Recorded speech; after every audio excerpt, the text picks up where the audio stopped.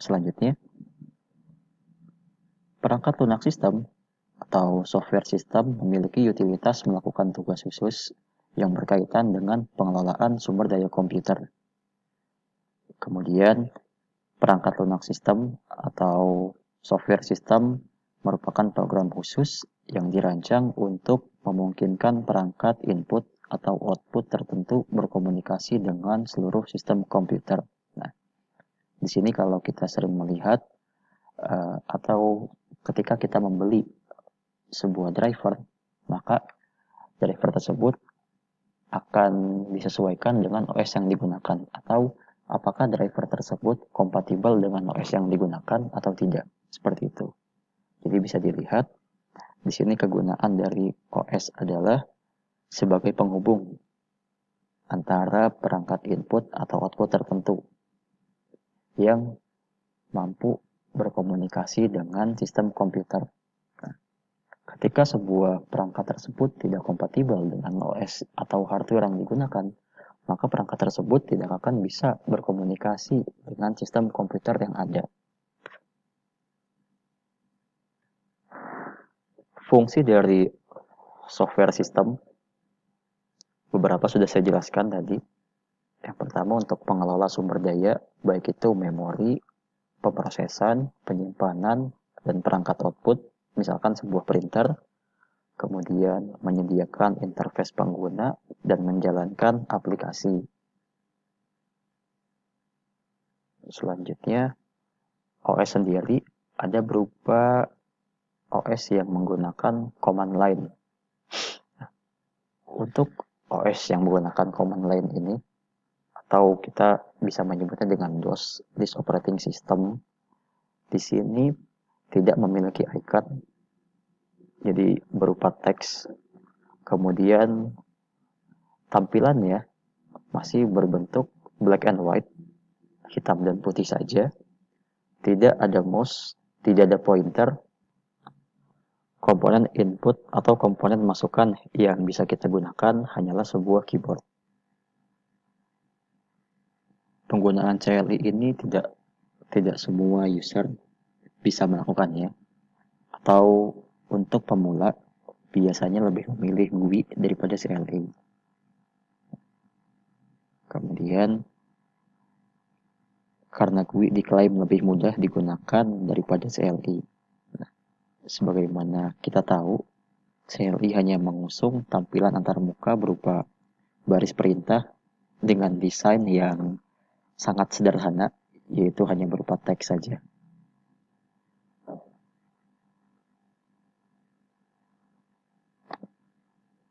Contoh penerapan CLI atau Command Line Interface pada OS, yaitu pada Windows MS-DOS, atau sekarang telah berubah menjadi CMD. Sekarang ini sistem operasi Windows hampir semuanya berbentuk GUI. Namun sebelum mengimplementasikan GUI, pihak Windows ini atau Microsoft lebih dulu mengimplementasikan CLI. Contohnya adalah sistem operasi MS-DOS yang sampai sekarang pun masih ada, namun namanya berubah menjadi CMD atau Command Prompt. Pada sistem operasi GUI, fitur CMD itu kan selalu ada. Kalian cukup mengklik start, kemudian mengetikkan CMD, kemudian kalian enter, nanti akan muncullah Command Prompt. Seperti itu. Nah, selanjutnya CLI ini pun digunakan pada OS Linux. Pada beberapa distro Linux mungkin yang terkenal itu adalah Ubuntu. Pada Ubuntu itu kalau kalian cari sebuah terminal, nah di sana pada terminal itu kalian bisa mengoperasikan komputer menggunakan teks. Jadi kalau di Windows itu disebut dengan DOS atau CMD. Nah, untuk Linux sendiri itu bisa menggunakan terminal.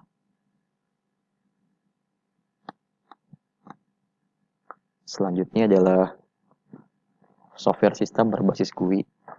Untuk GUI ini sangat mudah untuk digunakan. karena kalian sudah bisa menggunakan mouse. Kemudian adanya icon yang dapat membantu kalian untuk membuka sebuah aplikasi atau membuka sebuah folder. Kemudian tampilannya pun full color. Selanjutnya bisa menggunakan keyboard, mouse, ataupun sekarang bisa menggunakan touchscreen bagi yang memiliki layar sentuh. Dapat dilihat sendiri atau dapat kalian rasakan ketika kalian membuat atau ketika kalian membuka folder dengan cara mengklik 2 kali atau menggunakan drag and drop. Itu sangat mudah jika dibandingkan dengan perintah berbasis teks. Bisa kalian bayangkan ketika kalian membuat folder, di dalam folder kemudian kalian ingin membuka folder tersebut, maka kalian harus menuliskan tempat dan nama direktorinya secara presisi.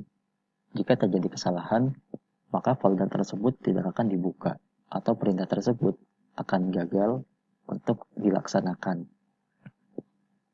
Kalau misalkan menggunakan GUI, ketika kita salah membuka folder, kita tinggal mengklik tombol back yang biasa ada di bagian sisi kiri atas pada layar. Selanjutnya adalah software aplikasi atau program. Perangkat lunak aplikasi ini menyediakan fungsionalitas komputer yang sebenarnya. Kemudian software aplikasi ini dapat membantu untuk melakukan jenis pekerjaan tertentu. Aplikasi dasar misalkan sebuah Office ini banyak digunakan untuk berbagai bidang. Karena Office itu cukup banyak fungsinya.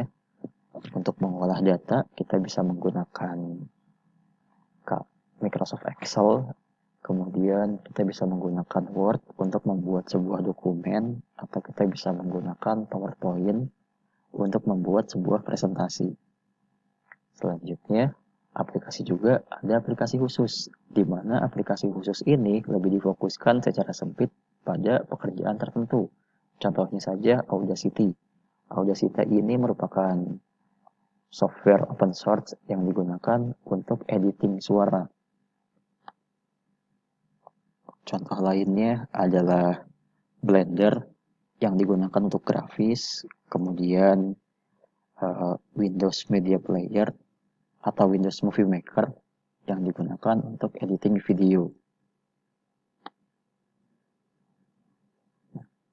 Software, aplikasi atau program yang lainnya, misalkan untuk bisnis software, yaitu word processor, spreadsheet, dan program database. Kemudian ada software untuk komunikasi seperti fax software, novel netware, AOL, dan modem software. Kemudian untuk grafis, contohnya di sini adalah GIMP, Photoshop, Corel, dan sebagainya. Dan juga ada software entertainment. Contohnya adalah Warcraft, Age of Empire, Solitaire, dan software entertainment yang sejenisnya.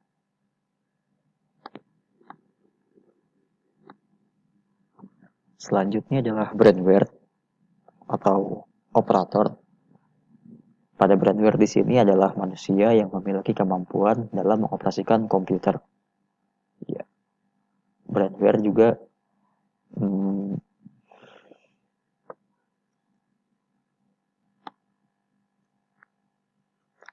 selanjutnya adalah brandware.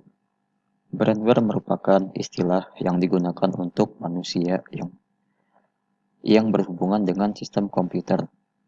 Manusia merupakan elemen dari sistem komputer yang merancang bagaimana suatu mesin dapat bekerja sesuai dengan hasil yang diinginkan. Contoh dari brandware adalah programmer, kemudian graphic design, data analis, dan lain sejenisnya.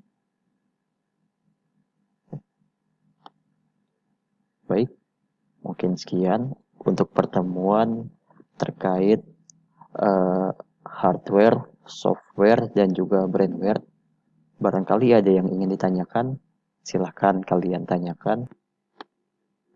Selanjutnya, untuk menambah pengetahuan kalian terkait hardware komputer, di sini saya menyarankan kalian untuk mendownload IT Essential Virtual Desktop dari Cisco. Software di sini gratis, namun dengan format SWF. Jadi kalian harus memiliki SWF Media Player untuk membukanya. Nah, pada software ini kalian akan mempelajari terkait hardware atau perangkat keras pada sebuah komputer. Contoh di sini ada bagian Learn, Test, dan Explore. Pada Learn di sini terdapat komponen-komponen penyusun komputer, misalkan power supply. Di sini pun ada penjelasannya. Kemudian motherboard. Di sini ada contoh sederhana dari motherboard. Kemudian adapter card, internal, driver, kemudian internal cable atau kabel internal dan juga kabel eksternal. Selanjutnya, setelah learn atau setelah kalian mempelajari, ada bagian tesnya juga. Di sini kalian bisa menggunakan atau melatih diri bagaimana cara merakit sebuah komputer. Di sini bisa dilihat cara mencopot sebuah kabel seperti apa. Ini contohnya mencopot sebuah USB, ini PS2, kemudian ini mencopot supply. Kemudian ini untuk mencopot kabel untuk LAN. Dan di sini bisa kalian pasangkan kembali. Nah, seperti ini. Bisa kalian putar, kemudian kalian pasang seperti ini. Baik, kurang lebih seperti itu penjelasan singkat terkait software IT Essential Virtual Desktop. Silakan kalian pelajari, kemudian nanti kalian coba dan baca keterangannya satu-satu terkait fungsi dari komponen penyusun komputer tersebut. Seperti itu. Jika kalian telah belajar di sini, ya kalian bisa mencoba untuk melakukan tes dalam atau terkait perakitan sebuah komputer. Sekian dari saya. Selamat siang. Assalamualaikum warahmatullahi wabarakatuh.